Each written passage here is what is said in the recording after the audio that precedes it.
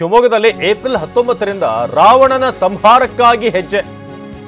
April 19ರಿಂದ ಶಿವಮೊಗ್ಗದಲ್ಲಿ ರಾವಣನ ಸಂಹಾರಕ್ಕಾಗಿ ಹೆಜ್ಜೆ ಅಂತ ಶಿವಮೊಗ್ಗದಲ್ಲಿ BS ಯಡಿಯೂರಪ್ಪ ಮತ್ತು ಪುತ್ರರ ವಿರುದ್ಧ ಈಶ್ವರಪ್ಪ ಗರ್ಜಿಸಿದ್ದಾರೆ. ಬಿಜೆಪಿಯಲ್ಲಿ BSY ಮತ್ತು ಅವರ ಮಕ್ಕಳ ದರ್ಬಾರಾಗಿ ಹೋಗಿದೆ. ಯಡಿಯೂರಪ್ಪ ಎಲ್ಲರಿಗೂ ಕೂಡ ಮೋಸ ಮಾಡಿದ್ದಾರೆ ಅಂತ ಮತ್ತೊಮ್ಮೆ ಈಶ್ವರಪ್ಪ ಉಚ್ಚರಿಸಿದ್ದಾರೆ. ಅತೇಶ್ಗೆ ಟಿಕೆಟ್ ಕೊಡಿಸ್ತೀನಿ ಅಂತ ಹೇಳಿದ್ರು, ಮೋಸ ಮಾಡಿದ್ರು. ನಾವೇನು ಮೋಸ ಮಾಡಿದ್ವಿ ಯಡಿಯೂರಪ್ಪ, ನಿಮಗೇನು ಮಾಡಿದ್ವಿ? ಏಪ್ರಿಲ್ 12ನೇ ತಾರೀಕು ನಾನು ನಾಮಿನೇಷನ್ ಹಾಕ್ತಾ ಇದ್ದೀನಿ. ಶನೇಶ್ವರ ಗಣೇಶನ ಮೇಲಾಣೆಗೂ ಕೂಡ ನಾನು ಸ್ಪರ್ಧೆ ಮಾಡಿಯೇ ಮಾಡ್ತೀನಿ ಅಂತ ಈಶ್ವರಪ್ಪ ಹೇಳಿದ್ದಾರೆ. ರಾವಣನ ಸಂಹಾರಕ್ಕಾಗಿ ನನ್ನ ಪ್ರಯತ್ನ ಅಂತ ಹೇಳಿದ್ದಾರೆ. ಏನು ಹೇಳಿದ್ರು ಈಶ್ವರಪ್ಪ ಈ ವಿಚಾರವಾಗಿ? ಬನ್ನಿ ನೋಡೋಣ. ಬಿಜೆಪಿ ಕಾರ್ಯಕರ್ತರು ರಾಮನ ಸೈನ್ಯದ ರೂಪದಲ್ಲಿ ಹನುಮಂತನ ನೇತೃತ್ವದಲ್ಲಿ ಹೊರಟಿದ್ದಾರೆ. ಎಲ್ಲಿಗೆ? ರಾವಣನ ಸಂಹಾರಕ್ಕೆ. ದೊಡ್ಡ ಸಂಖ್ಯೆಯಲ್ಲಿ ಹೊರಟು ಭಾರತೀಯ ಜನತಾ ಪಾರ್ಟಿಯ ಯಡಿಯೂರಪ್ಪನ ಮಗನ್ನ ಸೋಲ್ಸೋದಕ್ಕೆ, ಈಶ್ವರಪ್ಪನ ಗೆಲ್ಲಿಸೋದಕ್ಕೆ ಇಡೀ ಶಿವಮೊಗ್ಗ ಜಿಲ್ಲೆಯ ಎಲ್ಲ ಜನ ತಯಾರಿದ್ದಾರೆ ಅನ್ನೋದಕ್ಕೆ ಸ್ಯಾಂಪಲ್ಲು 12ನೇ ತಾರೀಕಿನ ನಾಮಿನೇಷನ್ನು.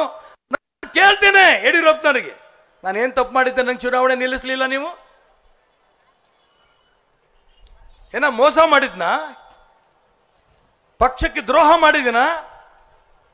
ಈ ಪಕ್ಷವನ್ನ ಸೇರಿದಾಗಿಂದ ಇವತ್ತಿನ ತನಕನೂ ಕೂಡ ಭಾರತೀಯ ಜನತಾ ಪಾರ್ಟಿ ನನ್ನ ತಾಯಿ ಅಂತ ನಿಷ್ಠೆ ಇರಂತ ವ್ಯಕ್ತಿ ಈಶ್ವರಪ್ಪ. ನೆನ್ಪಿಟ್ಕೊಳ್ಳಿ.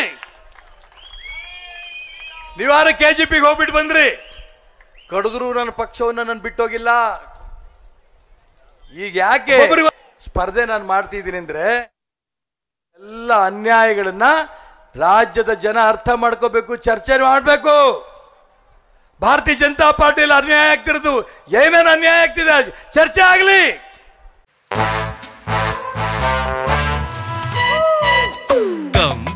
Come, my love, please don't say no, baby. Come, my love. V-Guard ನ air coolers extra large cooling pad ನೊಂದಿಗೆ ಇದು ಎಂತೆಂಥವರನ್ನು ಕೂಲ್ ಆಗಿಸುತ್ತೆ. V-Guard air coolers, long lasting cooling. MP ಚುನಾವಣೆ ಬಹಳ ವಿಶೇಷ ಅಲ್ಲ. ಈ MP ನಿಂತು ಗೆದ್ದೇ ಗೆಲ್ತೀನಿ ಅಂತ ವಿಶ್ವಾಸ ನನಗಿದೆ. ಒಬ್ಬೊಬ್ಬರಿಗೆ ಒಂದು ಕಾನೂನು ಇರಕ್ ಬರಲ್ಲ ಈ ದೇಶದಲ್ಲಿ. ಭಾರತೀಯ ಜನತಾ ಪಾರ್ಟಿ ಒಂದೇ ಕಾನೂನು ಬರ್ತಾರಬೇಕು ಅಂತ ಮೋದಿ ಅವ್ರ ಪ್ರಯತ್ನ. ಅದಕ್ಕೆ ನಾನು ಬೆಂಬಲ.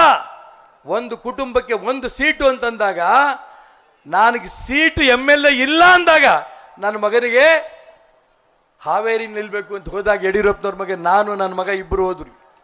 ಏನು ಹೇಳಿದ್ರು? ಈಶ್ವರಪ್ಪ, ನೀವು ಕೇಳ್ತೀರಿ, ನ್ಯಾಯ ಇದೆ.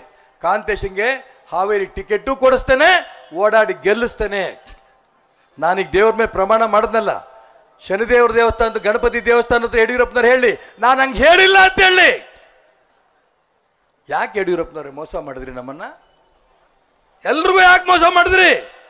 ಏನ್ ನ್ಯಾಯ ಸಿಗುತ್ತೆ ನಿಮ್ಗೆ ಇದರಿಂದ? ಮೋಸಗಾರರಿಗೆ ಯಾವತ್ತೂ ಕೂಡ ನ್ಯಾಯ ಸಿಗಲ್ಲ ಅನ್ನೋದನ್ನ ಈ ಚುನಾವಣೆ ನೀವೆಲ್ಲ ತೋರಿಸ್ಬೇಕಾಗಿದೆ.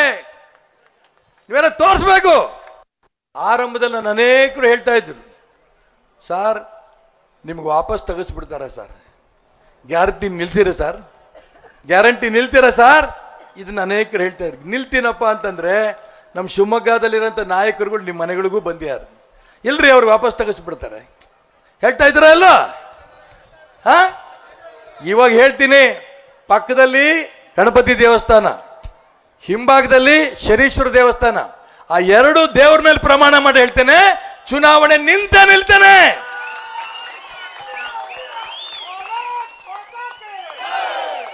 ಹತ್ತೊಂಬತ್ತನೇ ತಾರೀಕು ನಿನ್ನ ಚುನಾವಣಾ ಚಿಹ್ನೆ ಗೊತ್ತಾಗತ್ತೆ.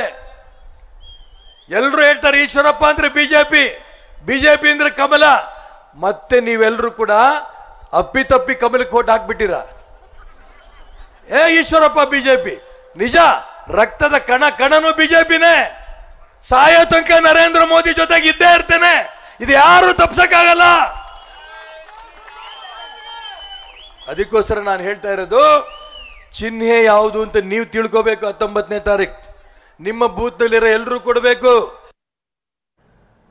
ಕಾರ್ಯಕರ್ತರ ಪರ ಕೈ ಜೋಡಿಸಿ ಮನವಿ ಮಾಡ್ತಿದ್ದೇನೆ, ಏನೇ ನೋವಾಗಿದ್ರು ಕೂಡ ವರಿಷ್ಠರ ಬಳಿ ಬಗೆಹರಿಸಿಕೊಳ್ಳಿ ಅಂತ ಈಶ್ವರಪ್ಪಗೆ ಬಿಜೆಪಿಯ ರಾಜ್ಯಾಧ್ಯಕ್ಷ ವಿಜಯೇಂದ್ರ ಮನವಿ ಮಾಡ್ತಿದ್ದಾರೆ. ಏನೇ ನೋವಾಗಿದ್ರು ಕೂಡ ವರಿಷ್ಠರ ಬಳಿ ಬಗೆಹರಿಸಿಕೊಳ್ಳಿ, ಮಾತನಾಡಿ ಅಂತ. ಆದರೆ ಈಶ್ವರಪ್ಪ ಮಾತ್ರ ಯಾವುದೇ ಮುಲಾಜಿಡ್ತಿಲ್ಲ. ಯಡಿಯೂರಪ್ಪ ಮತ್ತು ಅವರ ಮಕ್ಕಳ ವಿರುದ್ಧ ಹರಿಹಾಯ್ತಿದ್ದಾರೆ. BSY ಅನಂತಕುಮಾರ್ ಜೊತೆ ಈಶ್ವರಪ್ಪ ಕೂಡ ಪಕ್ಷ ಕಟ್ಟುವಂತವ್ರು. ಪಕ್ಷ ಕಟ್ಟುವಲ್ಲಿ ನಿಮ್ಮ ಪಾಲು ಬಹಳ ದೊಡ್ಡದಿದೆ ಅಂತ ಹೇಳಿದ್ದಾರೆ. ಮಾನ್ಯ ಹಿರಿಯರಾಗಿರ್ತಕ್ಕಂಥ KS ಈಶ್ವರಪ್ಪನವರಿಗೆ ತಮ್ಮ ಮೂಲಕ ನಾನು ಮನವಿಯನ್ನು ಮಾಡ್ತಾ ಇದ್ದೇನೆ. ತಾವು ಹಿರಿಯರಿದ್ದೀರಿ, ಯಡಿಯೂರಪ್ಪನವ್ರ ಜೊತೆ ಅನಂತಕುಮಾರ್ ಜೊತೆ ಕೈ ಜೋಡಿಸಿ ಪಕ್ಷವನ್ನು ಕಟ್ಟೋದ್ರಲ್ಲಿ ನಿಮ್ಮ ಒಂದು ಪಾಲು ಕೂಡ ದೊಡ್ಡ ಮಟ್ಟದಲ್ಲಿದೆ. ಯಾವುದೋ ಒಂದು ಪರಿಸ್ಥಿತಿ ಮತ್ತು ಮನಸ್ಥಿತಿ ಇವತ್ತು ಈ ಸಂದರ್ಭಕ್ಕೆ ಇವತ್ತು ದೂಡಿದೆ ಅಂತೇಳಿ ನನ್ನ ಭಾವನೆ. ಇಡೀ ದೇಶ ಮೋದಿ ಮತ್ತೊಮ್ಮೆ ಅನ್ನುವ ಒಂದು ಗುಣಗಾನದಲ್ಲಿದ್ದಾಗ, ಮೋದಿ ಮತ್ತೊಮ್ಮೆ ದೇಶದ ಪ್ರಧಾನಮಂತ್ರಿ ಆಗಬೇಕು ಅನ್ನೋ ಒಂದು ಹಂಬಲದಿಂದ ಇದ್ದಂಥ ಸಂದರ್ಭದಲ್ಲಿ ತಮ್ಮ ಮನಸ್ಸಿಗೆ ಏನೇ ನೋವಾಗಿದ್ದರೂ ಸಹ ಅದನ್ನು ಬದಿಗಿಟ್ಟು ಪಕ್ಷದ ಹಿತದೃಷ್ಟಿಯಿಂದ ತಾವು ಕೂಡ ಕೈ ಜೋಡಿಸ್ಬೇಕು.